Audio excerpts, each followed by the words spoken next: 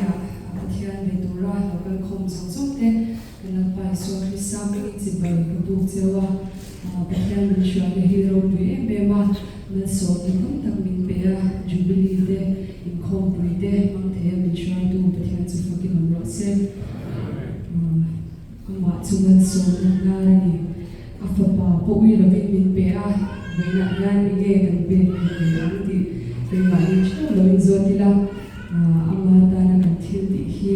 ve thak le ma se kan the am to ba pathian fak le choi mai tu ri lo ma thai se la ko pathian fak le choi mai na Amah chu malsawmna hnar ani ti la sa ke